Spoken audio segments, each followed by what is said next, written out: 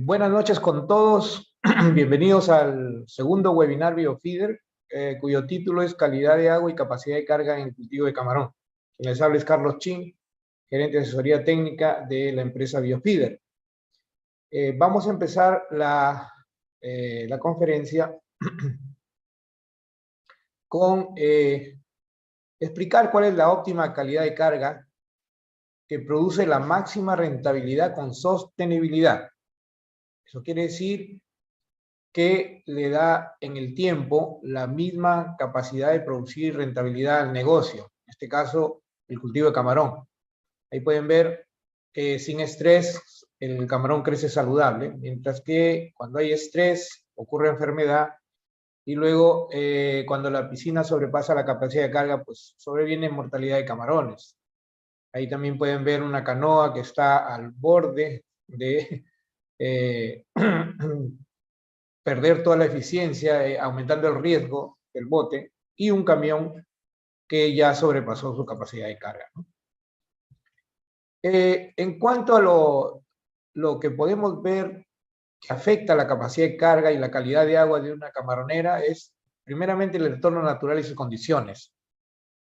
Luego, la densidad de siembra y la biomasa, porcentaje de materia orgánica en el suelo, tecnología para la producción, capacidad de recambio de agua, aireación y parámetros ambientales. Ahora, es muy complejo el mundo del cultivo del camarón. Hay factores que influyen en el crecimiento, que es la base del cultivo. Un cultivo rentable tiene que tener crecimiento. Entonces ahí influye la genética, influye el alimento, el manejo y el ambiente. Y esta noche vamos a tocar solo lo que es ambiente, calidad de agua. Quizá en otras conferencias podamos hablar sobre el manejo de alimentos, manejo de producción y algo de genética con algún otro experto. Pero hablando de parámetros ambientales, pues todos conocemos que temperatura, oxígeno, salinidad, nitritos, alcalinidad, pH, materia orgánica y amonio son básicamente los factores ambientales que influyen en el cultivo de camarón y en el crecimiento del mismo. Si tenemos una fuente de agua que está cargada en patógenos, baja en oxígeno, alta en amonio y gas sulfídrico, probablemente la capacidad de carga va a ser muy baja. Y para ello, durante la charla voy a estar dándoles cómo podemos mejorar esta capacidad de carga, cómo podemos mejorar la calidad del agua con diferentes medios. Otra forma de explicar es la densidad de siembra. Si una piscina tiene unas características cuya capacidad de carga, en este caso, es menos de 6 por metro de la cosecha, por más que sembremos a 7, a 12, a 10, a 15, siempre la piscina va a terminar con su capacidad de carga que está entre, como ven ahí en el gráfico, entre 5,6 y 5,8. Y eso lo notamos mucho en las piscinas. Por eso hay que ver los drivers que nos van a hacer que mejore esa supervivencia final. Ahora, tres parámetros importantes del agua de cultivo, como me lo enseñó el doctor Binatea. Estos tres parámetros importantes es oxígeno, oxígeno y oxígeno. Más arriba de eso no puedo ir. Ahora, hablando de oxígeno, que es el primer parámetro del agua que voy a ahondar en mi presentación, es que no se confundan que el camarón es el principal consumidor de oxígeno en una piscina. En realidad, los mayores consumidores de oxígeno en una piscina de camarón, o un estanque de camarón, son los organismos del fondo, bentos, detritus, también hay bacterias, y los organismos del agua, microorganismos del agua, como es fitoplancton, bacterias. Entonces, entre bacterias, fitoplancton y otros microorganismos, son los que te consumen el 90% del oxígeno de una piscina. El camarón solo el 10%. Entonces, eso es lo primero que quiero poner en claro, que no es el camarón, que ustedes dicen, subo densidad, obviamente si sube densidad va a haber más consumo de oxígeno, pero no por el camarón, sino porque al subir la densidad va a haber más microorganismos, más bacterias, más fitoplancton, más todo. Entonces, sube la densidad, pero el ambiente se llena de bacterias y microorganismos que son los mayores consumidores de oxígeno. Y en este caso pueden ver que las algas Estoy mostrando ahí un agua muy cargada en algas, que ya viene de un estero probablemente reciclado, probablemente que es un poco recambio de agua y hay una situación de autotrófica donde vamos a tener exceso de algas, entonces va a haber un nivel muy alto de oxígeno, un alto rango de pH y finalmente va a terminar en anoxia con mortalidad. Ahí es difícil subir la capacidad de carga, al menos que se haga una especie de bioremediación y tratamiento, como ya voy a indicarles más adelante.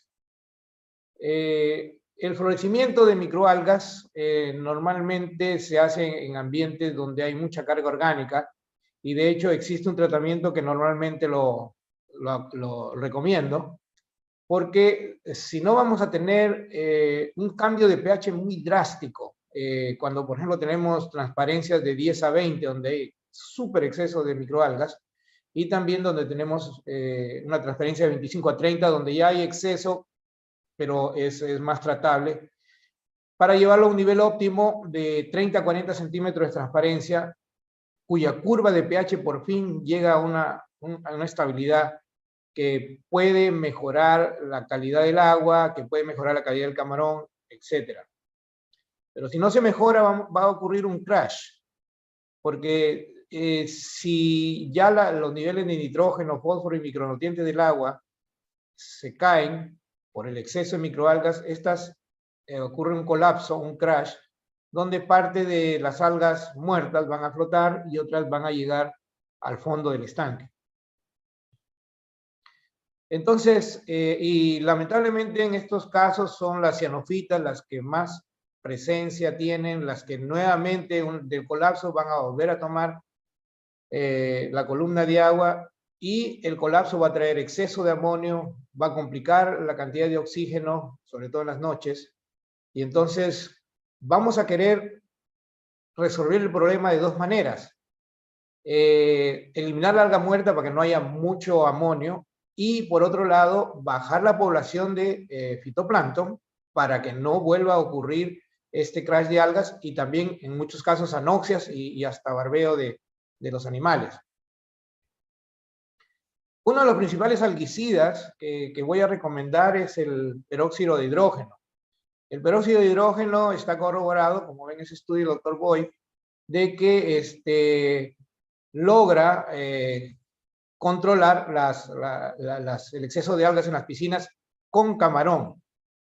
Sin embargo, hay otros dos compuestos que también se usan en camaronicultura y que yo recomiendo se usen con mucho cuidado, sobre todo si es el sulfato de cobre. Yo recomendaría que se use en canales, se use en reservorios, pero no en piscina de camarón, porque un exceso de sulfato de cobre también puede ser tóxico para el camarón. Esto causa el crash, aumenta el amonio, y por eso lo recomiendo usar en reservorios y canales. También hay otra alternativa que se está usando, que es el sulfato de aluminio, pero el sulfato de aluminio tiene la parte peligrosa de bajar la alcalinidad del agua. Es igual como si tuviéramos mejillones en el agua y nos bajamos toda la alcalinidad. Entonces, antes de usar el sulfato de aluminio, se recomienda realizar un encalado, ¿no? De tal manera que se pueda subir la alcalinidad a niveles de 150, por ejemplo. Si ustedes van a aplicar 100 kilos de sulfato de aluminio, tiene que estar en 150, porque de 150 el sulfato de aluminio lo va a bajar a 100. Entonces, regreso. Para mí, lo importante para controlar cianobacterias y exceso de algas, los blooms, es con 3 pasos que voy a dar a continuación. Primero es flocular el agua con hidróxido de calcio, si las transparencias son entre 25 y 30, pero si tienen abajo de 25, donde hay mucha más algas, entonces se usaría la cal viva o óxido de calcio a razón de 50 kilos por hectárea. El segundo paso, al día siguiente, se tendría que usar ya el algicida, en este caso, como dije, peróxido de hidrógeno cuando tienen camarón, de 8 a 10 litros por hectárea. Y el tercer paso es usar bacterias fotosintéticas y bacterias heterotróficas que consuman las algas muertas. Entonces, muchos de estos tratamientos, si se hace uno de estos, no da resultados, si se hace 2 de ellos tampoco. Para tener un completo cambio de un agua muy verde cargada a un agua parda o marrón, como la queremos nosotros, tenemos que seguir los 3 pasos. Dentro de los productos que controlan el exceso de cianobacterias y degradan el coloide orgánico, o sea, producen la celulasa o traen la enzima celulasa que va a consumir la celulosa de las algas muertas. ¿Y cómo controlan las cianobacterias? Pues son bacterias que compiten con las microalgas, con las cianobacterias, por nitrógeno, fósforo y micronutrientes del agua. Entonces, los 3 pasos, vuelvo y repito, es usar la cal, pues el cal viva, cal hidratada, dependiendo de la transparencia, el peróxido de hidrógeno, que es el algicida, y luego recuperar la piscina, porque después del que ha muerto mucha alga va a haber un incremento de amonio, va a haber el coloide orgánico en el fondo, entonces necesitan bacterias que consuman el coloide orgánico y a la vez compitan con las algas por nitrógeno y fósforo, y así se mantenga normal la piscina, una transparencia de 30-40.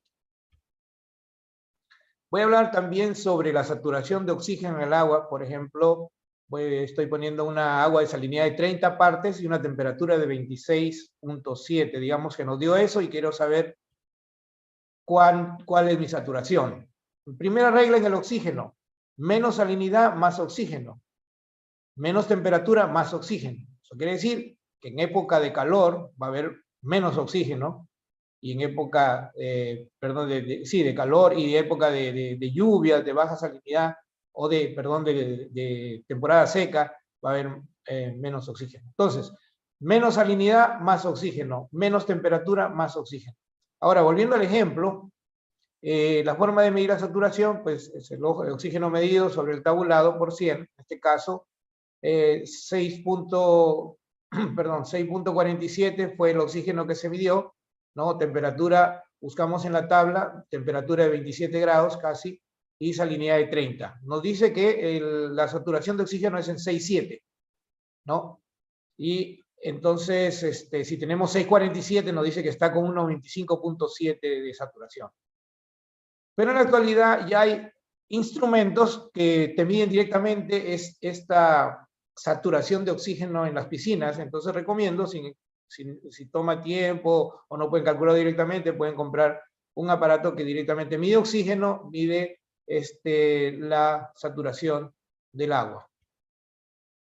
Pero normalmente los drivers que tiene una piscina para subir la concentración de oxígeno es la aireación y son las microalgas. Son los 2 drivers que llevan arriba la sobresaturación, que puede llegar arriba del 100% muchas veces, incluso al 200%. Pero hay que tener en cuenta que hay que tener un mínimo de oxígeno y un máximo de oxígeno. Menor a 1, pues ya lo hemos visto: barbeos, mortalidad, estrés del camarón, luego se enferma y problemas. De 2 a 3 es bajo el crecimiento y alto el factor de conversión. No digiere bien el camarón el alimento balanceado. Lo que queremos es de 4 a saturación, donde vamos a encontrar el mejor crecimiento y óptimo factor de conversión, lo que está en azul. Entonces estamos yendo de rojo, amarillo, azul, pero también arriba de 10, si se mantiene arriba de 10, puede ocurrir la enfermedad de la burbuja, como pueden ver ahí, que normalmente es en 250% de saturación. Si tienen largos periodos de tiempo, en las piscinas, en sobresaturación de 250%, entonces va a ocurrir ese problema en el camarón de la enfermedad de las burbujas. Hablando de enfermedades, ahí tienen 3, 6, 9, 11 fotos de vibriosis. Todo es vibriosis. Yo recibo muchas fotos de clientes, me preguntan qué enfermedad es esta, etc. La vibriosis ataca, primeramente la más común es la cuticular, donde se ven manchas, ampollas, manchas negras. Luego viene la vibriosis muscular, donde obviamente es el músculo de la cola el que más sufre. Muchas veces lo han confundido con el NIMA. Aquí en Ecuador decían tenemos el NIMA acá, pero en realidad era una vibriosis que atacaba y necrosaba el músculo de la cola. También tenemos las heces blancas, que es muy raro acá, pero en Asia es muy común ahorita las heces blancas, que están causando mortalidad muy fuerte. La vibriosis branquial, tenemos la vibriosis subcuticular, y hay una vibriosis asintomática, donde el camarón muere sin tener ningún síntoma. De pronto me mandan fotos, me dicen, se ha muerto el camarón, no le vemos nada, no hay ningún síntoma de enfermedad y mueren intactos, y eso es porque los vibrios han entrado a la sangre del camarón, a la hemolinfa. Ya cuando las bacterias vibrio entran a la sangre del camarón, ya no hay ningún ácido orgánico o alimento medicado que pueda lograr hacer sobrevivir al camarón. Ya, si ustedes encuentran vibrios en la hemolinfa, ese camarón ya no va a sobrevivir, por más tratamiento que se haga. Ahora, ¿por qué he hablado de vibriosis y por qué hablo de oxígeno? Hay una relación. Lo primero que yo recomiendo, aparte que el uso de ácidos orgánicos y otras cosas, en calidad de agua, hay una relación entre la defensa inmune, o sea, la reacción inmune del camarón y el oxígeno. El oxígeno tiene que usarse, o mejor dicho, es parte esencial de cómo reacciona el camarón ante una enfermedad, como la vibriosis. El hemocito granuloso necesita el oxígeno para completar su labor de melanosis, que aquí lo voy a explicar. No voy a ir en detalle de la melanización, pero es una reacción en cascada cuando ya siente el camarón en la sangre, o perdón, en los tejidos, siente que ya está invadiendo los vibrios, sobre todo en el tejido del exoesqueleto, el cascarón del camarón. Ahí va a haber una serie de reacciones que, si ustedes ven en la parte inferior, termina con la necesidad de que haya oxígeno, que al unirse a las quinonas va a formar la melanina, y la melanina nos indica que la melanina es un pigmento que ha atrapado bacterias, ¿no? Y se nota un camarón manchado donde se han atrapado las bacterias, y el camarón expulsa estas bacterias en la muda y se limpian. Claro, para hacer esto tiene que tener oxígeno. Como pueden ver ahí, la reacción del sistema profenol-oxidasa, que son una serie de reacciones en cascadas con una serie de enzimas, si no tienen el oxígeno al final, no va a poder el camarón limpiarse de las bacterias. Entonces, es muy importante la relación que hay entre los hemocitos, los iones de oxígeno, la melanización del exoesqueleto y finalmente la recuperación del camarón. Ahora, el oxígeno disuelto y la eficiencia de alimento balanceado. Yo he trabajado en varias fincas que hemos usado diferentes tipos de alimentos balanceados, y normalmente se recomienda pues que sea 4 más, porque va a haber un aprovechamiento 100% por la digestibilidad que obtiene el camarón a esa concentración de oxígeno.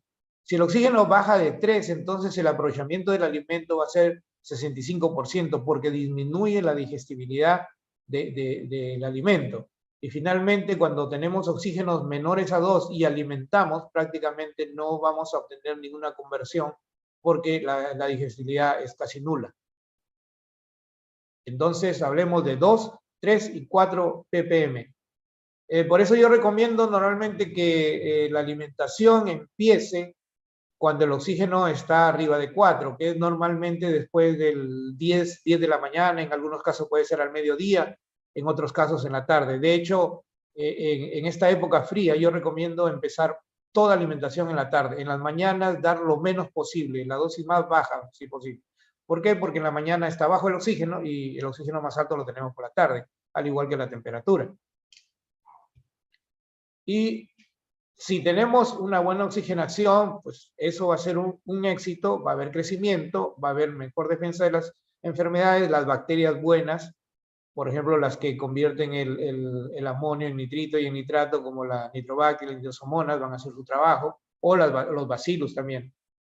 Pero, por ejemplo, en una noche donde llueve, donde se forma una capa de agua dulce, donde sube el CO2, en un suelo ácido, donde puede estar, pueden haber gases de ácido sulfídrico, esa producción va a ser muy mala. Va a haber, el suelo tiene mucho que ver. Más adelante voy a explicar la relación suelo-agua, donde hace fracasar un cultivo, no solo por enfermedad, sino por los tóxicos que se se llena la columna de agua. Aquí hay algo que yo he notado, normalmente a la hora de medir oxígeno. Hay una parte que voy a explicar. Yo diría que está bien tomar oxígeno a las 2 de la mañana si vamos digamos, a prevenir un barbeo, ¿no? Pero en realidad lo que yo quiero explicar aquí es, no es necesario la misma noche prevenir el barbeo, sino días antes. Por ejemplo, en el día 1 tenemos a las 2 de la mañana 4 de oxígeno, a las 4 de la mañana 3.5, a las 6 2.5 y a las 7 2.7. El que midió a las 6 de la mañana tiene luz amarilla, dice 2.5 no es bueno, pero sin embargo vamos a ver qué pasa mañana. Día 2, el que mide a las 2 de la mañana tiene 3 de oxígeno, está tranquilo, no pasa nada. El de las 4 recién ve el 2.5, pero el que midió a las 6 de la mañana ya vio que bajó a 2. Esto despierta las alarmas mucho más antes que el barbeo, que los que miden a las 2 de la mañana. Porque en el día 3, si es que el de las 6 de la mañana no ha hecho nada, se le va a bajar unos 5. Recién el que mide a las 4 de la mañana está un poco alerta, igual que el de las 7, pero el de las 2 de la mañana sigue tranquilo, dice 2.5, no creo que barbee. Esperan menos de 2, pero cuando ya llegue el día de barbeo, que ya bajó de 2 o 2 para abajo, entonces la reacción puede ser muy, muy tarde. Lo que quiero decir es que quien mide a las 6 de la mañana está prevenido días antes, 2, 3 o 4 días antes, mientras el que mide a las 2 de la mañana o 4 de la mañana solo puede reaccionar, le da tiempo a reaccionar pocas horas, ¿no? Entonces, yo diría que si alguien tiene, digamos, puede hacerlo a las 2 de la mañana, también lo haga a las 6 de la mañana, para ver cómo está bajando el oxígeno, en todo caso. Y desde luego a las 6 de la tarde, que es entre 5 y 6 de la tarde, que es el pico máximo, y que nos puede decir, en caso de que haya demasiadas algas fitoplancton, como vimos en las fotografías anteriores, que exceso o muy alto el oxígeno nos va a traer problemas en la noche por exceso de algas. Algo que quería mencionar es sobre el potencial redox. He escuchado ya en algunos sitios que he visitado, unas camaroneras, me preguntan sobre el potencial redox. El potencial redox mide la energía química de oxidación-reducción. Quiere decir, prácticamente donde hay oxígeno, donde hay condiciones aeróbicas y anaeróbicas. Y ahí pueden ver un cuadro de qué nos dice el potencial redox en milivoltios, donde lo que queremos es un potencial redox oxidado, sobre todo del suelo, que va a afectar el agua. Pero en la práctica no es necesario medir el redox tan frecuente. ¿Por qué? Porque el redox que nos da menos de 500 o mejor dicho, cuando la piscina ya está con muy bajo de oxígeno y se está detectando el olor a huevo podrido, eso es más rápido que un redox. O sea, ya la piscina nos va a dar indicaciones a través del nivel de oxígeno y a través del olor del fondo de que hay problemas. Ya el redox es para un suelo ya súper anaeróbico, donde ya sería tarde reaccionar. Entonces, para el que lo mide, yo diría que siempre hay que pensar en que debe tener el suelo 500 milivoltios. Pero si usted mide oxígeno todos los días, es un mejor indicador que el potencial redox. Pasemos ahora a la temperatura. La temperatura es muy importante, yo diría más en la que es la alimentación.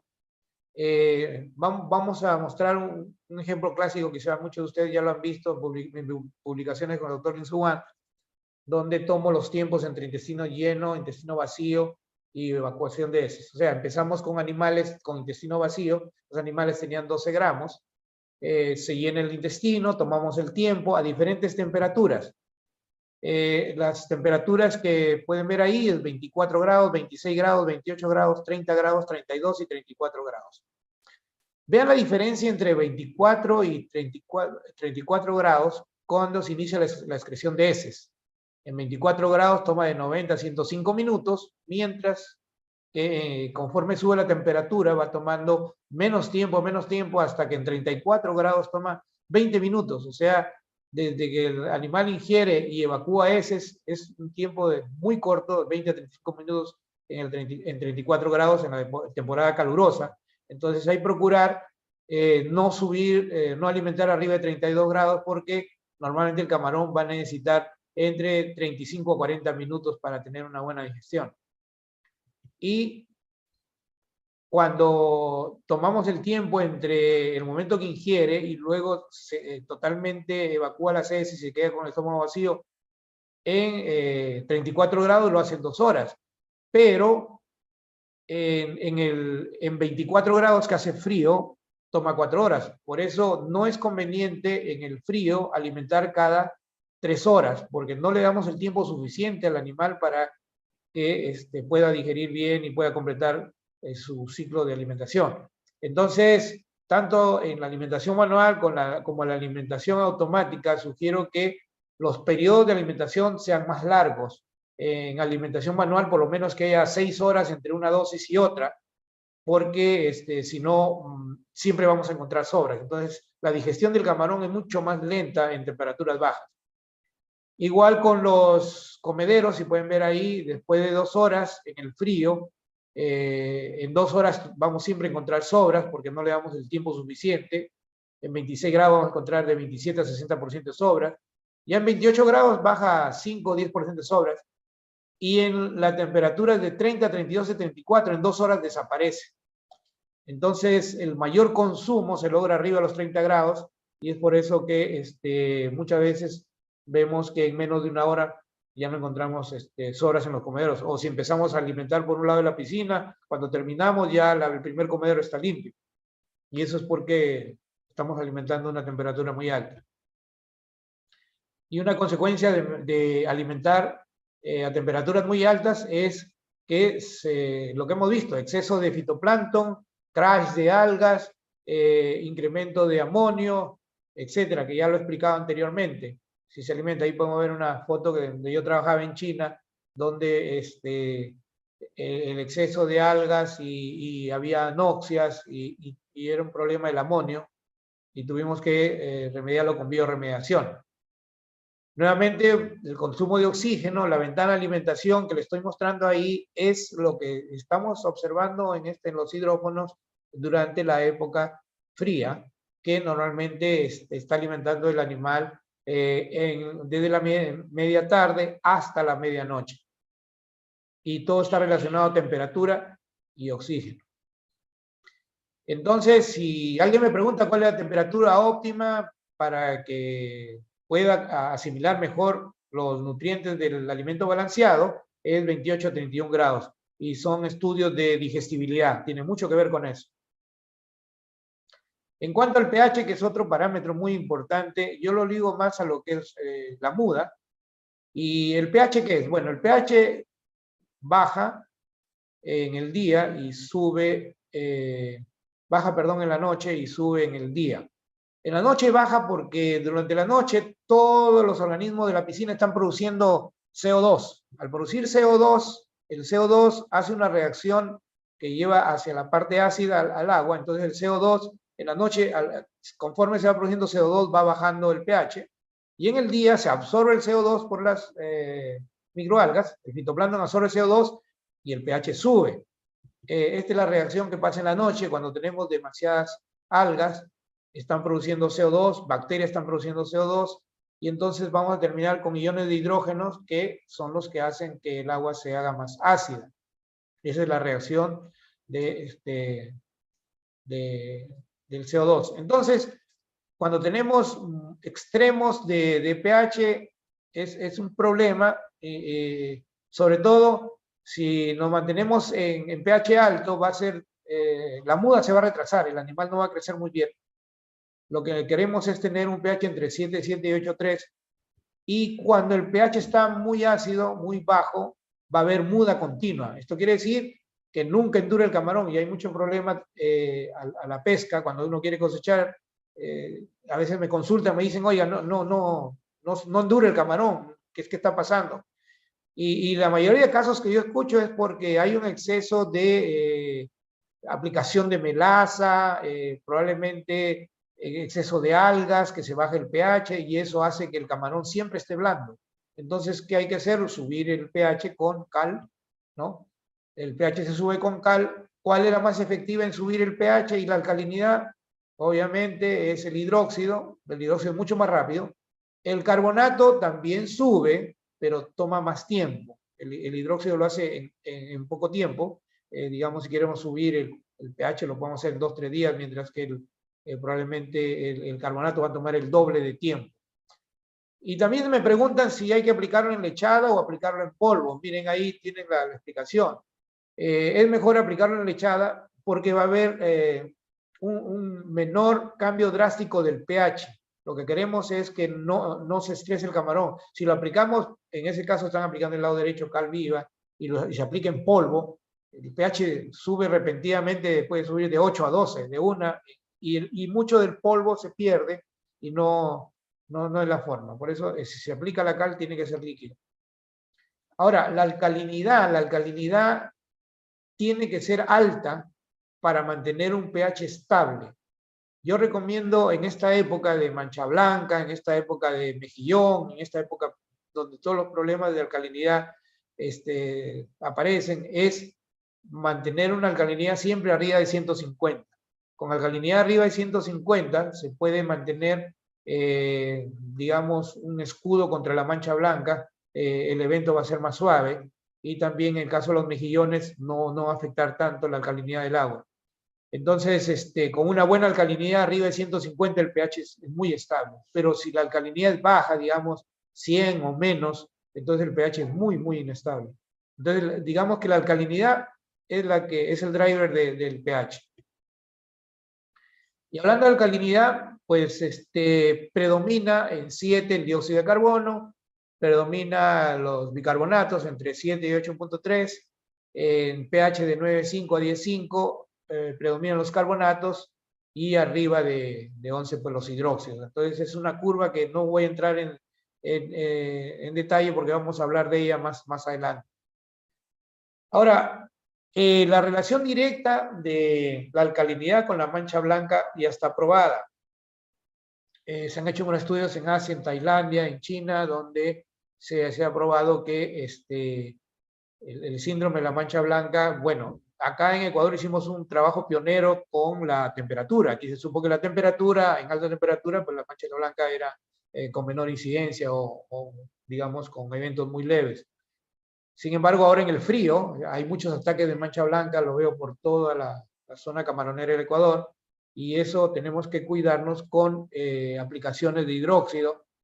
El protocolo, por ejemplo, que sigue en Tailandia es a los 30 días empiezan con 100 a 120, ya desde el bombeo están aplicando cal, a los 30 a 45 días llegan entre 120 y 150, y luego de los 45 días a cosecha, ya finalmente llegan a 150, 200, que es cuando más necesita el camarón alta alcalinidad.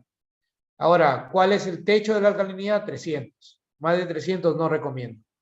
Siempre entre 150 y 200 en esta época fría es la mejor alcalinidad para que nos defienda de moluscos, nos defienda de la mancha blanca. Ahora, para tratar moluscos ya sabemos que hemos publicado sobre el sulfato de cobre en piscinas, o perdón, en sitios secos, y la saponina. Ese es otro asunto, el control de moluscos, pero normalmente todo gira alrededor de la alcalinidad. ¿Y por qué gira alrededor de la alcalinidad? Bueno, por el calcio, mayormente, que ya voy a hablar más adelante, que tiene que ver con el sistema inmune también. A ver, si yo quiero llegar a 150 ppm, o quiero estar en la zona verde para controlar la mancha blanca, entonces necesito aplicar 150 kilos hectárea semana para incrementar 10 partes por semana. Y recomiendo que se den dosis interdiarias, digamos un lunes 50, miércoles 50 y viernes 50. Entonces 50 kilos interdiario para sumar en la semana 150 kilos. Ahora, ustedes dirán, ¿por qué la alcalinidad? ¿Qué relación tiene? Vayamos en detalle. Este es otro tipo de hemocitos que están en la sangre del camarón. Los hemocitos son los glóbulos, como nuestro glóbulo rojo del camarón, son las células de la sangre que al tomar contacto con el calcio van a lograr el escudo contra la mancha blanca, y vamos a verlo en detalle. A ver, el hemocito de hialino, cuando sienten la presencia de cuerpos extraños como la mancha blanca, van a iniciar un proceso de polimeración o coagulación, donde necesitan del calcio para poder hacer una especie de red. Esta red, que es con la coagulación en sí, conocida como la coagulación, en esta red van a atrapar, estos polímeros van a atrapar a los virones de la mancha blanca y los van a eliminar. Entonces, cuanto más hemocitos tengan, más de estas redes van a poder capturar a los virones de la mancha blanca. Entonces, fíjense la importancia del calcio, que la transglutaminasa que produce el hemocito necesita del calcio para producir estas redes, estos polímeros, que finalmente van a atrapar a los virones de la mancha blanca. Otro parámetro importante es la transparencia. La transparencia, nosotros, digamos, lo podemos medir con el disco Secchi, que tiene un diámetro de 20 centímetros, y es uno de los más importantes, porque con la transparencia, si la mantenemos entre 30 y 40, eso nos va a decir que hay buen oxígeno, eso nos dice que hay buena cantidad de algas, eso nos dice también que vamos a tener una buena alcalinidad. O sea, tener la transparencia entre 30 y 40 nos va a dejar dormir tranquilos en cuestiones extremas. ¿Cómo se mide la transparencia? Entre las 9 de la mañana y las 3 de la tarde, siempre por la misma persona, a la misma hora y en el mismo lugar. Entonces ahí tenemos diferentes escenarios de transparencia. Si es de 20, quiere decir que hay muchas algas. Ahí es un problema porque durante el día van a producir mucha cantidad sobre saturación de oxígeno y durante la noche va a crear anoxias. En 30 y 40 ya le dije que es el rango normal, y cuando, digamos, tenemos mejillón o alguna vez vamos a estar entre 50 y 70, y ahí vamos a necesitar incluso fertilizar, en algunos casos incluso por la entrada de agua. Entonces, si tenemos exceso de algas con una transparencia de menos de 30, vamos a tener rangos, ¿no?, desde oxígeno sin saturación a oxígeno de 200% sobre saturación. Pero si nosotros mantenemos la transparencia apropiada, vamos a tener entonces un rango óptimo, no va a haber exceso de producción de oxígeno, ni tampoco consumo de oxígeno, porque estamos en una transparencia de 30 y 40. Es la forma más fácil de saber si estamos con peligro de barbeos. Entonces, ahora entramos en otro mundo, el mundo del amonio. El mundo del amonio, el exceso de alimento nos va a llevar a un exceso de amonio por la descomposición, ¿no? Y por último, estrés y mortalidad, porque también el amonio causa mortalidad. Lo que hace normalmente es un proceso de amonificación con el exceso de alimento que se da. La sobrealimentación es peligrosísima justamente por esto, que es el alimento balanceado es el principal recurso que tienen las bacterias para producir amonio. Y en este caso hay dos clases de amonio: el amonio peligroso, que lo llamo yo, y el muy peligroso, el ionizado y el no ionizado. Y el no ionizado es muy peligroso porque es 500 veces más tóxico que el ionizado, que el NH4. Estamos en el NH3, 500 veces más peligroso, y de ese debemos cuidarnos. Y este depende del pH, digamos, en pHs bajos vamos a tener muy poca concentración del NH3, que es el tóxico, pero conforme sube el pH vamos a llegar a porcentajes del amonio total de hasta 80-85% cuando está arriba de 9, 10, por ejemplo. Por eso mi recomendación es no encalen por las tardes. Por ejemplo, si usted por la tarde tiene 8 y se le ocurre encalar a las 2, 3 de la tarde, ese 8 se va a convertir en 9 o 10. Y entonces el amonio que usted tiene en la piscina va a ser tóxico. La cal va a convertir al amonio en amonio tóxico. El amonio NH4 se va a convertir en amonio NH3. Y por eso lo recomendable, digamos, el postulado para usar cal y melaza es el siguiente. La cal debe usarse por las mañanas, ¿no?, cuando el pH está bajo, y la melaza debe usarse por las tardes cuando el oxígeno está alto. Porque si hace lo contrario, usa la melaza en la mañana que el oxígeno está bajo, la melaza va a bajar más aún el oxígeno. Y si usa la cal por la tarde, que el pH está alto, usted va a subir más el pH y el amonio que normalmente hay en la piscina se va a convertir en tóxico. ¿Cómo se mide el amonio? Bueno, existen tablas y ahí pueden ver ustedes que de acuerdo a la temperatura y al pH, ya les dije, conforme sube el pH, más amonio tóxico NH3 va a haber, conforme sube la temperatura, igualmente, la temperatura es eso, y en este caso, por ejemplo, si tenemos un pH de 7,8 a 30 grados, ¿no? Y lo que vamos a ver en la tabla es el factor, multiplicamos el factor en la tabla y eso nos va a dar la concentración de 0.19. Ahora, ¿cuándo es letal? ¿Cuándo es peligrosa? Vamos directo a las etapas del camarón. El nivel letal de las larvas, o sea, el amonio afecta más a las larvas que a los adultos. Las larvas con 0.1 ppm de amonio ya están afectadas, ya empieza la mortalidad.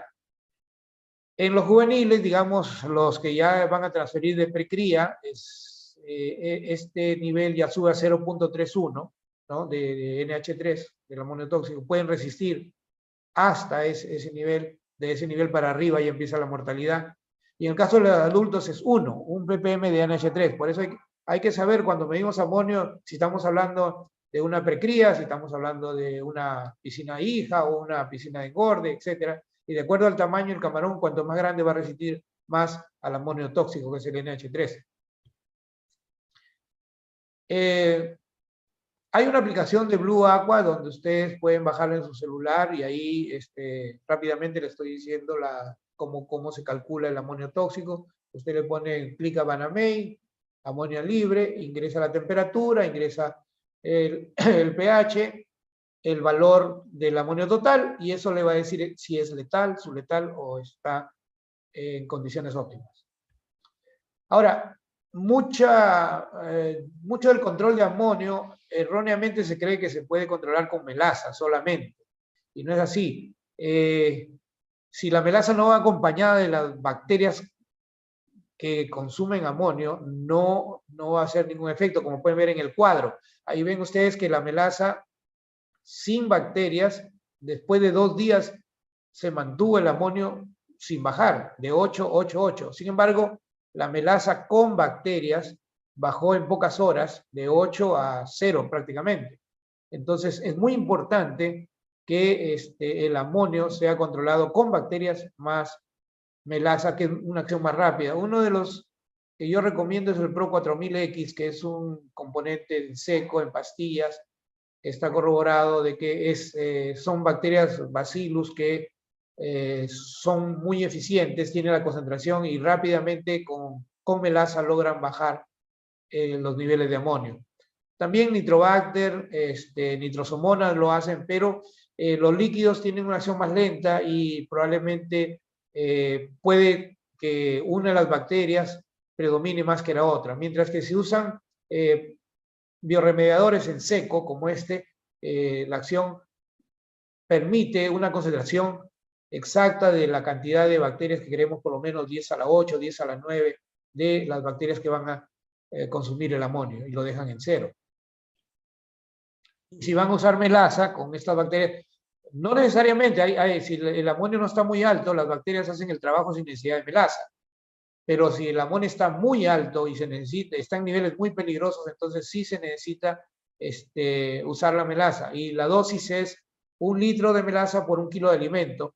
No mezclar el alimento con la melaza. Lo que me refiero es que la dosis de alimento nos dice la cantidad de litros que se va a usar. Por ejemplo, si una piscina lo alimento con 100 kilos de alimento, esa piscina va a necesitar 100 litros de melaza más las bacterias. Y en esa manera se usa, ¿no? Y por las tardes, como le dije, la melaza siempre por las tardes, porque en la mañana nos baja el oxígeno, ¿no? Y entonces, este es, digamos, los procesos que se cumplen dentro de lo que es el exceso de alimento. Va amonio, luego las bacterias lo convierten en nitrito y nitrito en nitrato. Normalmente las bacterias nitrosomonas.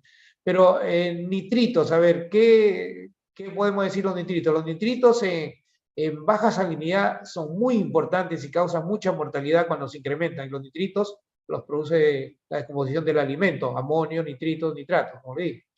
Por ejemplo, si es agua dulce, con 0.5 de nitrito, ya tiene un nivel tóxico. Y con 5 de nitrito en agua dulce, prácticamente muere todo el camarón. Conforme sube la salinidad, los nitritos se hacen menos peligrosos. Ahí, por ejemplo, en 1, 0,7, 1, 7, es donde muere todo el camarón. Luego en 2, va subiendo a 2, 8, 9, y así. Cuando llegamos a agua salada, que es 35, necesitamos 321 partes para matar al camarón, que casi nunca lo he visto, y 177 para, digamos, causar algún tipo de estrés. Y normalmente yo he visto lecturas de 40, 50 de nitritos en agua salada y no pasa nada, ¿no? Porque es agua salada. Pero si fuera eso en agua dulce no quedaría ni un camarón. Entonces, nitrito muy importante, muy peligroso en baja salinidad. Y la salinidad, por supuesto, este es un camarón que es de agua salobre y está corroborado que la mejor salinidad de camarón está entre 20 y 25 partes, desde larva hasta desde juvenil, perdón, hasta el tamaño adulto. Y vemos ahí que los juveniles, ya los últimos estudios que se han hecho para juveniles, digamos en las precrías, es que el nivel óptimo de crecimiento y salinidad y isotónico, como lo llaman los científicos, es 21.1, mientras que para el adulto es 24.7. Algo que también tengo que decirles sobre la turbidez. La turbidez, como les mencioné anteriormente, con sistemas este es un problema también con la calidad de agua y se mide en grados NTU. Hay incluso un aparato, como pueden ver ahí, que mide la turbidez. Y muchas camaroneras lo logran con sedimentadores forma de serpentín. Pero en una camaronera pequeña que no tiene área para hacer este sedimentador en forma de serpentín, se recomienda sulfato de aluminio. Y como les dije, el sulfato de aluminio tiene que subir a una alcalinidad de 150 para que pueda resistir el bajón de alcalinidad que le va a dar el sulfato de aluminio. En este caso, si usted aplica 100 kilos por hectárea de alcalinidad, tendría que aplicar hidróxido de calcio, subir la alcalinidad a 150, porque el sulfato de aluminio le va a hacer caer la alcalinidad y también le va a aclarar el agua en caso de zonas donde hay ríos, o en caso de acá cuando empieza la época de lluvias, en algunas camaroneras se baja a cero la salinidad, se incrementan los sólidos en suspensión y afecta todo. Entonces ahí sí se puede usar. Entonces vamos concluyendo los parámetros. Ya vieron la importancia del oxígeno, ¿no? Arriba de 4 y su relación con los hemocitos, con su relación con la cuestión esta del sistema inmune, el camarón, porque se necesita el oxígeno para producir la melanosis. La temperatura 28 a 32, salinidad 10 a 30, óptima, sequi 30 a 40, amonio 1, amoníaco, que ya es el que hemos visto, el NH3, que es el peligroso 0.01, especialmente para larvas. Finalmente, pH 7585 y alcalinidad 120 a 200, y ahí por si acaso dureza de 500 a 2000. Para concluir, porque ya estoy llegando a la hora, ¿o me he pasado creo? No. Sí, todavía estamos a tiempo, todavía no llegamos a la hora, vamos a ver, dar un tiempo para la sesión de preguntas y vamos con las conclusiones. Nivel de oxígeno es asegurar la óptima calidad del agua. La alimentación tiene mucho que ver con lo que es oxígeno y temperatura. Recomendación muy importante, alimenten tardes y noche. Y si es alimentación automática, en la noche es lo más óptimo porque es difícil. Si alimentar de noche significaría tener luz, tener motor fuera de borda, supervisión, etc. Pero con alimentación automática que ya existe en más de 20.000 hectáreas en Ecuador, se puede lograr alimentar en la noche, que es el mejor momento para alimentar al camarón. La bioremediación es muy importante, como hemos visto, para bajar lo que es el amonio, para mejorar el suelo, la calidad de materia orgánica, etc. Finalmente, hemos repasado los parámetros fisicoquímicos como pH, alcalinidad, transparencia, nitritos, amonio en el cultivo de camarón, muy importante en lo que es la calidad de agua, aparte de los otros parámetros y suelo que hablaremos en una próxima oportunidad del siguiente webinar. Hasta aquí llego y vamos a empezar con la sesión de preguntas. Si es que lo tienen en el chat. Sí. A ver, aquí en el chat creo que puedo ver lo que han preguntado. A ver. Sí, acá está. Ah, preguntas y respuestas, creo, ¿no? Ahí está. Preguntas y respuestas, démosle de repente. Josiana León, ¿cuál es el valor de alcalinidad de una piscina de camarones? Como le dije, el valor normal está entre 100 y 120. Pero como le dije, en esta época del año, que hay mancha blanca, que hay mejillones, moluscos, todo, yo me sentiría tranquilo si la suben a 150. 150 es un valor seguro para tener un escudo contra la mancha blanca y contra los mejillones. En salinidades por encima de 40, dice Raimundo Hurtado, ¿cuál es la alcalinidad recomendada y cómo se puede aumentar? Sí, igual, o sea, cualquier salinidad, la alcalinidad siempre tiene que estar entre 100 y 120. Y ¿cómo la puede aumentar a 100? Perdón, ¿cómo lo puede aumentar a 150? Ya les dije, 150 kilos hectárea semana le va a dar 10 puntos de alcalinidad por cada semana que aplique. Hidróxido es mucho más eficiente que el carbonato. De Miguel Ángel Rodríguez dice, buenas noches, doctor. ¿Habrá relación entre los niveles de alcalinidad y la concentración de oxígeno? No, no, realmente no le veo la única relación es que ambos ayudan al sistema inmune del camarón, o sea, teniendo buena alcalinidad y buena concentración de oxígeno, te va a tener, ya como vio, los hemocitos, el calcio y el oxígeno hacen que podamos defender, o hace que el camarón se defienda de las enfermedades. Milagrito Sánchez, doctor Chin, ¿no hay preguntas? Ha sido totalmente claro. Estoy muy agradecida, wow. Bueno, no tiene preguntas, pero sí tiene Jefferson. Jefferson Fernández. El uso de la utilización de acuicultura simbiótica tiene efecto en la calidad de agua. Sí, lo que es la simbiótica necesita ciertas condiciones. Es exitosa siempre y cuando tengas un suelo con poca materia orgánica y tus niveles de oxígeno por lo menos estén arriba de 3 todo el tiempo. Porque si se aplica la simbiótica en bajo oxígeno y alta materia orgánica, puede haber un efecto contrario, puede resultar en una náusea tremenda. Entonces, hay condiciones en que se puede aplicar la simbiótica, pero también hay condiciones en que no se debe aplicar. Lo dice mi amigo David Kawaigashi, que con él he hablado y me dice que sí, hay condiciones en las que no se debe usar. Y lo que yo recomiendo es que haya buen oxígeno y baja materia orgánica. A ver, ¿qué más? Juan Martínez, no puedo hablar mucho, pero nos podría dar una idea cómo calcular la capacidad de mis lagunas. La capacidad de carga, a ver, si me diera más información de sus lagunas le podría ayudar. Existen fórmulas, pero así, sin conocer sus lagunas, yo le diría oxígeno. Oxígeno te da la capacidad de carga. Cuando ya empiezas a tener bajones de oxígeno, cuando ya empiezas a tener problemas de enfermedades y otras cosas, es el momento de decir, hasta aquí llegó el camarón y ver cómo lo puedo mejorar. O sea, ahorita, digamos, la respuesta a mejorar la calidad de agua son las bacterias. Las bacterias, tanto del suelo como del agua, las bacterias probióticas, las bacterias bioremediadoras, son las que te van a ayudar a mejorar, digamos, el exceso de consumo de oxígeno, te van a bajar el amonio, existen bacterias que te liberan de enfermedades. Entonces, por ahí vamos. Y dentro de las bacterias yo recomiendo las liofilizadas, que te dan la concentración adecuada. ¿Cómo afecta, dice Anderson Mesías, cómo afecta el fósforo en el camarón?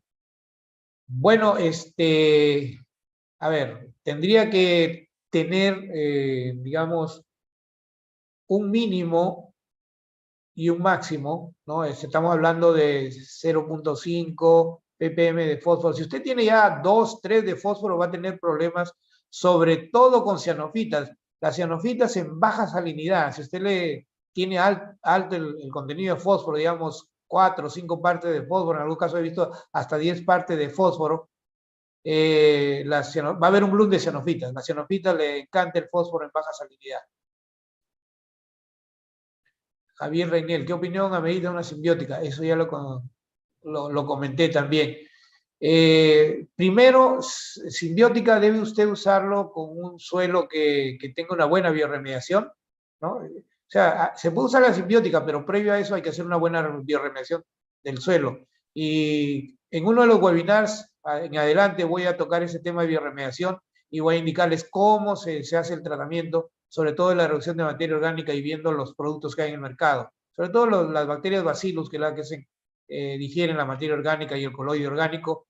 En algunos casos, si no tiene, digamos, el probiótico, los bacilos necesarios, también se puede usar enzimas como la celulasa que va a eliminar el coloide orgánico. Edwin Zambrano, muy buenas noches. Primero voy a felicitar la presentación, gracias. La aplicación de bacteria en qué horas del día sería óptima. Normalmente si tiene buen oxígeno lo puede aplicar en cualquier hora del día, pero si tiene bajos oxígenos sería mejor hacerlo por la tarde, ¿no? Doctor Sin, 24 grados con la alimentación, ¿cuántos minutos de intervalo sugiere? Miren, yo normalmente lo que hago con alimentación automática es, si es que en la mañana aparece el comedero con alimento, hay que bajar la dosis. O sea, ha tenido toda la noche, toda la madrugada para comer y encuentro alimento, obviamente no. Pero luego en el día lo que yo recomiendo es, si ustedes encuentran algunas sobras, es mejor no bajar la dosis y más bien aumentar las horas de alimentación de 12 a 15 horas a 18 horas. Entonces, los intervalos varían de acuerdo a las sobras de alimento. Hay intervalos de 10 minutos, de 5 minutos. Normalmente la gente empieza con 5 minutos, 30 segundos, y yo recomiendo subir las horas de alimentación haciendo intervalos de 10 minutos. Eso es lo más recomendable a 24 grados. Hola, Carlos. Piero Boteri, ¿cuándo tienes esposa de agua dulce, casi dulce? ¿Cuál es el proceso? Hola, Piero, ¿cómo estás? Debe hacer para aclimatar la larva cuando llegue del laboratorio, niveles de salinidad y tiempos. Muy buena pregunta. A ver, lo mejor es pagar un poquito más por la larva y hacer que el laboratorio ya te aclimate la larva a la salinidad de tu piscina.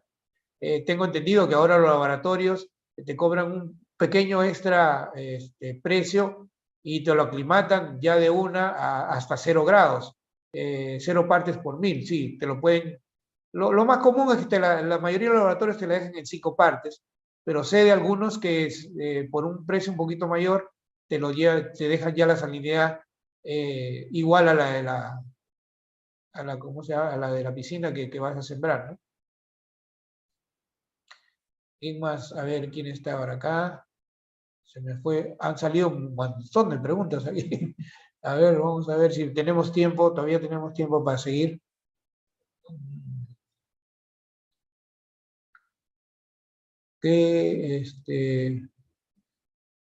Agradezco tu tiempo por compartir experiencia y a cal viva igual para subir alcalinidad.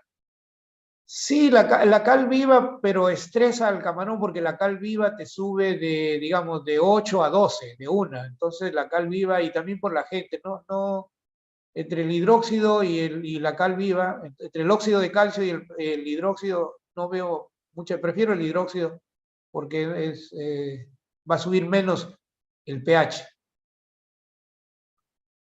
Todos me agradecen aquí. Cuando la textura blanda del camarón, ¿cómo se puede evidenciar la vibriosis? Haga una muestra de hemolinfa. Con la hemolinfa uno puede saber si es vibriosis o no. Hay técnicas, hemolinfa, y si quiere saber si es vibriosis, ahí sí tendría que hacer un cultivo microbiológico del hemolinfa, ¿no? Exceso de melaza también afectaría la alcalinidad. No necesariamente, afecta el oxígeno más que la alcalinidad. Y el pH, ¿no? Oxígeno y pH. Siguen apareciendo más preguntas.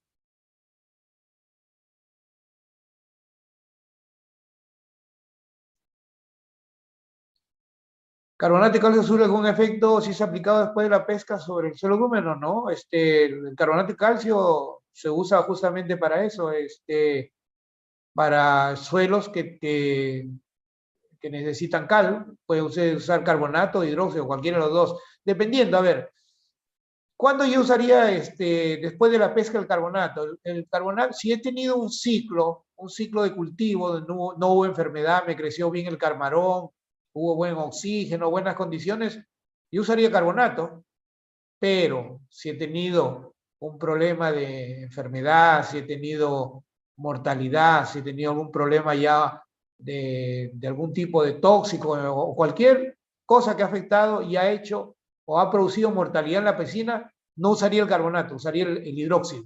El hidróxido es más un desinfectante que el carbonato. El carbonato lo uso cuando no hubo problemas durante el ciclo, tuvo una buena cosecha, carbonato. Pero si hubo problemas, hidróxido.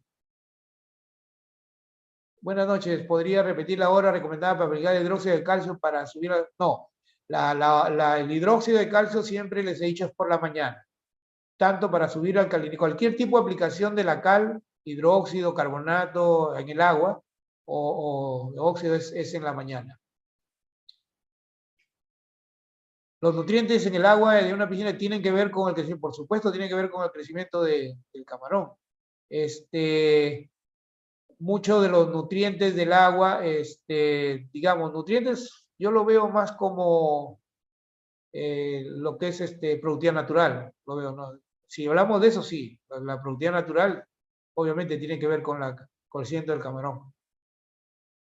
Buenas noches, la alcalinidad, ¿de qué edad? ¿No? Antes de la siembra ya tiene que echar cal para subir la alcalinidad, como vieron ahí en la foto que les mostré de Tailandia, ahí desde el bombeo están echando cal, entonces no hay problema si se está echando durante todo el cultivo. ¿Cuál es el horario más adecuado para aplicar la zeolita? Miren, la zeolita yo creo que ya pasó de moda. ¿Cómo se la pongo? A ver, la zeolita yo lo considero que es un compuesto o un producto para bajar el amonio. Ahora, si tenemos bacterias que te bajan el amonio, que son más eficientes que la zeolita, y tenemos la melaza que también va a ayudar a las bacterias, ¿para qué usar zeolita? Porque la zeolita va a tener, igual que el carbonato y el hidróxido, va a tener un efecto muy lento, contrario a las bacterias. Un Pro 4000X para bajar el amonio es rápido y es lo que queremos, rápidamente deshacernos del amonio que está afectando al camarón. Entonces la zeolita va a tener un efecto quizá lento en el agua. Estoy hablando de agua, porque en el suelo es diferente, pero en el agua yo preferiría usar bacterias y melaza. Cantidad máxima que soporte el sistema y cantidad máxima. Bueno, yo no me iría a más de 500.000 de células por mililitro. Yo creo que hasta ahí he visto gente que sobrevive, pero, mejor dicho, piscinas que sobreviven. Pero ya 500.000 a 1.000.000 de células por mililitro están en problemas. Ahí ya son perjudiciales. ¿Y cuáles son las perjudiciales? Pues las cianofitas y los dinoflagelados. Y las algas buenas son las diatomeas y las clorofitas. ¿Cómo afecta el desbalance iónico? Buena pregunta. No he tocado lo del balance iónico, por eso lo voy a hablar en una conferencia sobre lo que es cultivo en baja salinidad. A ver, le respondo a Ana Argotti. Mira, te voy a explicar lo que es el balance iónico en 2 minutos y mi amigo Jorge Chávez me mataría, pero tengo que hacerlo porque tengo poco tiempo. Una parte de sal, de salinidad, una parte en el agua, una parte tienes 11 de calcio, tienes 40 de magnesio y tienes 10 de potasio. Una. Si yo tengo 2 partes de sal, entonces tengo que tener el doble de una. Eso quiere decir que voy a tener 80 de magnesio, voy a tener 22 de calcio y tengo que tener 20 de potasio. Y así tiene que multiplicar ese factor de una parte por las partes que tiene hasta llegar hasta 5 partes, que es lo más crítico de baja salinidad de lo que es el balance iónico. Entonces, repito, 11, 40, 10. 11 de calcio, 40 de magnesio, 10 de potasio. Ese es para una parte. para 2 partes será el doble, para 3 partes será el triple y 4 partes el cuádruple y así hasta 5 partes. Ahora, ya cuando estamos en agua salobre arriba de 10, debemos tener por lo menos 100 partes de calcio, 400 partes de magnesio y 100 partes de potasio. Espero haberle respondido a Ana Argote. Joana León, por favor, compartir información de las diapositivas. Esto se está grabando, ¿no? Va a salir en YouTube. Ya, esto está en YouTube, va a estar grabado totalmente con diapositivas y todo. Así que no se preocupe, eso va a estar colgado en YouTube. Buenas noches, excelente ponencia, gracias a Galo Sano. Me queda duda por qué es mejor alimentar en la noche. No tenía problemas con el oxígeno disuelto, el consumo. Muy buena pregunta. A ver, mi recomendación viene de lo que estamos siguiendo en la empresa Biofeeder sobre los con hidrófonos. Los hidrófonos se usan para dar el alimento en el momento que lo requiere el camarón. O sea, se puede dar incluso ad libitum. Y lo que estamos notando, y yo he notado durante 3 años de seguimiento de las gráficas con hidrófono, es que el mayor consumo en esta época de frío es en la noche. Y normalmente no recomiendo más allá de la medianoche, salvo que tenga areadores. Si tiene areadores puede irse hasta la madrugada alimentando, pero un buen rango de, digamos, de alimentación sería empezar a cebar alrededor de las 2, 3 de la tarde y dar con fuerza desde las 4 o 5 de la tarde hasta la medianoche. Ahora, esto es en el frío, pero en el calor, ya digamos, en la temporada calurosa, ya los picos se van a la tarde, entonces ahí sí hay que empezar temprano en la mañana, 9 de la mañana, con dándolo más fuerte en la tarde. Esa es en la época calurosa. Los picos de alimentación se dan mayormente en la tarde, hay excepciones. Hay piscinas que uno no las comprende, pero así en sí, de noche en el frío y de tarde en el calor. Es donde más come el camarón. Edwin Herrera. Es verdad que la bioremediación es más factible usar las bacterias del mismo ambiente, por ejemplo, hacer extracciones de bacterias benéficas.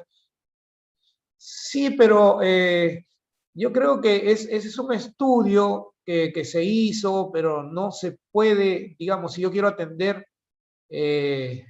¿cuánto sería? Pues todo el territorio ecuatoriano con bacterias. ¿Quién me va a producir esas bacterias? Es cierto, se han sacado bacterias del mismo ambiente y han trabajado muy bien, pero la necesidad de bacterias es muy grande en el cultivo de camarón y cada vez se hace más grande. Entonces, solo las empresas comerciales que quizá puedan encontrar dentro de un mismo ambiente de la piscina, pueden encontrar bacterias y hacerla comercial. A lo que me refiero es que la única solución que tenemos ahora es la producción comercial de probióticos y bioremediadores. Y de esta producción, los más exitosos son los bioremediadores liofilizados, esporas, pastillas, polvos, pellets, o sea, todo lo que es en seco y que se produce masivamente y que nos permite tener una concentración óptima de la cantidad de bacterias que necesitamos. Entonces, la producción solo se puede hacer comercial. No sé si alguna de las bacterias que usan los productos de bioremediación han sido sacadas de las piscinas. Puede que sí, puede que no. Pero yo recomendaría, si usted quiere hacer bioremediación, ya usted tiene que usar un producto determinado que haga la labor que usted quiere que haga. De hecho, les quedo debiendo una conferencia de bioremediación que lo voy a hacer de aquí en uno de los webinars. Manuel Coveña, buenas noches. En caso de una fuente de carbono para reducir el pH, aplicar a la bacteria, ¿cuál es el azúcar o la melaza? Bueno, buena pregunta, ¿no? Usted quiere reducir el pH, ¿no? Y aplicar bacterias. Claro, la aplicación, a ver, en cuanto si usted me está preguntando azúcar o melaza, es costos. Yo usaría el azúcar en cultivo intensivo y la melaza en semi-intensivo. Como dije, la aplicación de melaza es para bajar amonio aplicándose con la bacteria. Me imagino que esa es la pregunta. ¿Se aplica melaza o azúcar con la bacteria? Yo diría en semi-intensivo, que es la mayor parte de los cultivos que probablemente este grupo esté escuchando, es melaza con la bacteria. Y si alguno de ustedes está en intensivo, sí recomendaría azúcar con bacteria. Mi amigo Héctor Rincón desde Venezuela, Maracaibo, ¿se puede colocar techo o liner en el fondo? de 1 hectárea. Sí puede colocar techo, liner. Sí, se puede hacer, de hecho en intensivo se hace. Ahora, hay una cosa, en baja salinidad yo no pondría liners, porque en baja salinidad vimos que era el problema de los nitritos. Si en baja salinidad tenemos problema de nitritos y le ponemos un plástico al fondo, entonces las bacterias no van a tener los minerales del fondo para reproducirse, y eso es un problema que trae el liner en baja salinidad. Por eso yo recomiendo que todo cultivo que se haga de 1 hectárea, intensivo me imagino, yo no recomendaría liners para el fondo. Liners es el mejor sustrato en cultivo intensivo de alta salinidad. Estamos hablando salinidades de 30, 35, donde se hace cultivo intensivo, son muy exitosos. Caso Guatemala, por ejemplo, son muy exitosos los liners porque la salinidad es alta. Pero en cultivos de muy baja salinidad, de entre 0 y 5 partes, no es recomendable usar liners. Sí es recomendable usar techo, sí, definitivamente, sobre todo ahora en la época de frío aquí en Ecuador, yo recomendaría el techo. Pero en liners tengan cuidado de no usarlo en baja salinidad. Silicato o roca fosfórica puede sustituir al carbonato de calcio. Bueno, a ver, tendría que darme una... A ver, el carbonato de calcio yo lo considero también como un fertilizante. De los tres, entre el silicato, roca fosfórica y carbonato de calcio, me quedo con el silicato. El silicato me va a dar diatomeas. Y si necesito, si es un agua muy transparente, yo usaría primero el carbonato de calcio, 100 kilos por hectárea, y luego el silicato. La roca fosfórica sí funciona, pero ahí yo tendría que medir si tengo déficit de fósforo, ¿no? Pero normalmente no necesitamos mucho fósforo, digamos, sobre todo para no producir más cianofitas. Yo me iría por el silicato, que me va a producir más diatomeas. Olger Martínez, hola Olger, buenas noches. Carlos, siempre muy buena charla, felicitaciones, muchas gracias Olger. Alan Ordóñez, tengo una turbidez alta por la tarde, ¿cómo procedo para evitar un problema de oxígeno por la madrugada? Bueno, yo le di la receta, ¿se acuerda? Era cal, peróxido y bacterias. Como esta, si usted quiere revisar eso que yo dije al inicio, lo puede bajar esta presentación en YouTube, y ahí digo claramente las concentraciones. Rafael Yangua, mi amigo. Buenas noches, doctor Carlos. Saludos de República de Colombia. ¿Cómo está? Doctor Carlos, por lo general, los cultivos de salinidades altas, 27 ppm, el factor limitante es nitrógeno, y salinidades bajas de 1, el factor limitante es fósforo. ¿Es correcto? Yo creo que en salinidades bajas no me preocuparía del fósforo, porque eso me va a traer cianofitas, como dije anteriormente. En salinidad de 1 parte, si yo fertilizo con fósforo, me voy a llenar de cianofitas. Y en 27 partes, sí, yo creo que ahí sí el nitrógeno es importante, pero acuérdense que el nitrógeno lo da el alimento balanceado. El alimento balanceado va, sobre todo desde que suelta el atractante y suelta las proteínas, todo, es como un fertilizante para el agua. Entonces yo me preocuparía del nitrógeno solo en la preparación de la piscina. Luego el balanceado se encarga de darle el nitrógeno que necesita la piscina. Christopher Chávez, buenas noches doctor. ¿Se aumenta el oxígeno? A ver, se me fue. Si aumenta el oxígeno en piscinas, ¿se aumenta la capacidad de carga en piscinas? Sí, el oxígeno es uno quizá el principal componente para la carga máxima de oxígeno, pero acuérdense que hay otras cosas. El cultivo de camarón no es solo una variable. Ahí, aparte del oxígeno, vería qué calidad de suelo tiene usted. Ahí tendría que ver qué densidad siembra, cómo evacúa la materia orgánica, etcétera. O sea, ahí es una pregunta muy compleja, pero el oxígeno está número 1, ¿no? Número 1 en capacidad de carga. Y luego vendrían los otros parámetros que mencionaba en mi charla. William Lozada. Creo que voy a dar unos 5 minutos más y terminamos.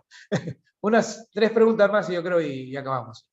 En la zona donde me encuentro en salida, hace un tiempo se mantiene de 0 a 10 y no sube. ¿El camarón va a sufrir por mantener? No, el camarón no va a sufrir por esta salinidad de 0 a 10 partes por mil. No sufre. Sufre si hay un desbalance iónico, del cual yo ya les hablé. Si entre 0 y 10 hay deficiencia de calcio, magnesio o potasio, ahí va a sufrir. Sufre si en esa salinidad de 0 a 10 tiene una alta concentración de nitritos. El nitrito va a matar al camarón muy fácil en esa salinidad. Y sufre, por supuesto, si tienes problemas de oxígeno. Entonces, yo diría que mientras mantengas alcalinidad, mientras mantengas el balance iónico y mientras mantengas 0 nitritos, no vas a tener ningún problema en esas salinidades de 0 a 10 partes. Para William Lozada, espero haberlo contestado. ¿Con qué frecuencia es recomendable hacer recambios? Eso ya lo diría su calidad de agua. Es bien difícil la pregunta, pero sí, bueno, yo estoy a favor de los recambios de agua. Puede ser diario, puede ser interdiario. Todo depende si usted me da los parámetros de sus piscinas. Ahí le puedo contestar, pero para mí sí es importante hacer recambio de agua. Gracias por la respuesta. Capacidad de carga, dice. Ajá. Manuel Coveñas me dice, para capacidad de carga en el caso intensivo, se sabe que un HP soporta 500 kilos, pero en el caso de los cultivos intensivos, ¿cómo se podría calcular, teniendo en cuenta que los fondos consumen oxígeno? No, yo creo que, a ver, no es tanto intensivo y semi-intensivo, sino es si el aerador es eléctrico o es diésel.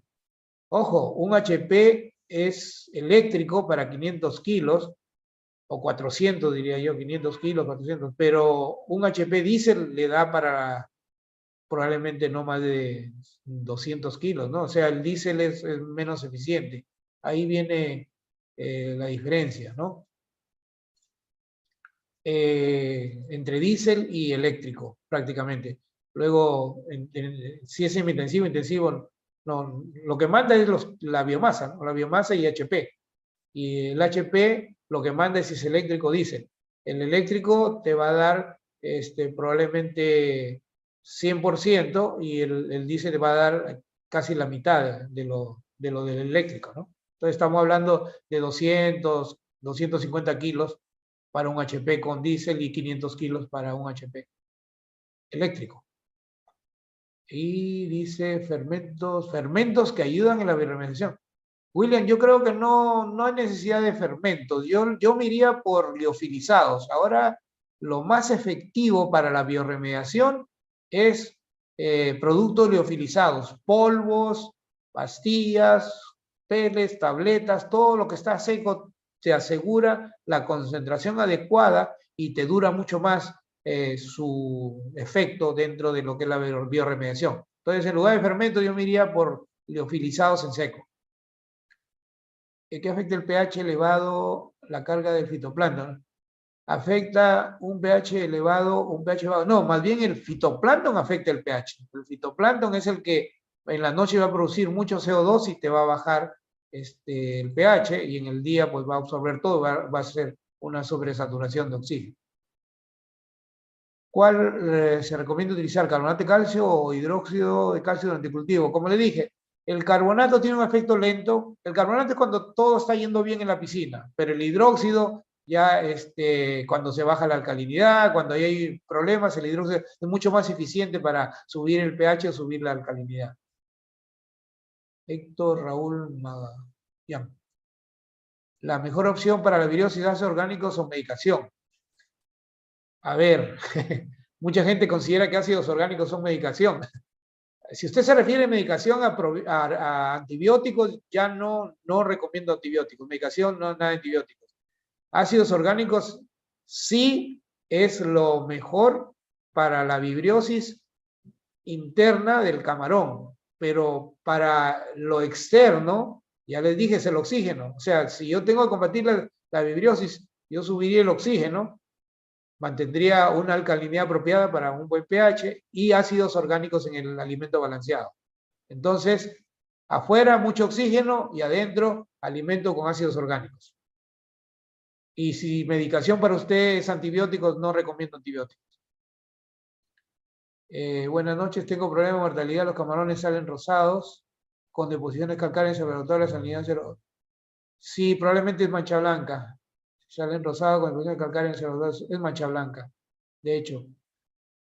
salinidad 0, TAN 25. Miren, ahí usted la alcalinidad tiene muy buena, 275, no debería tener problemas, pero ahí probablemente hay unos cambios de salinidad, probablemente, y probablemente tenga un problema. Cuando se estresa el camarón, a ver, no, la alcalinidad le va a producir mortalidad leve. Yo pienso que con 275 tiene una mortalidad, no creo que sea catastrófica, pero sí, si hay bajones de niveles, si hay probablemente cambios bruscos de salinidad o si hay incrementos fuertes de TAN, como usted dice ahí, amonio total, y se le sube el pH por las tardes, entonces sí, sí hay otros factores que van a alterar,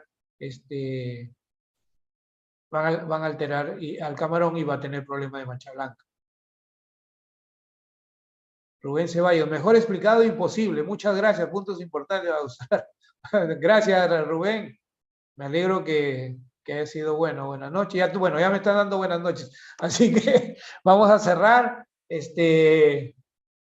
Como le dije, en la página web de Biofeeder, yo les puedo seguir respondiendo preguntas. Y también esta charla va a estar colgada en YouTube. Así que sí. Y les agradezco mucho por su atención y será hasta el próximo webinar. Buenas noches y muchas gracias por su atención.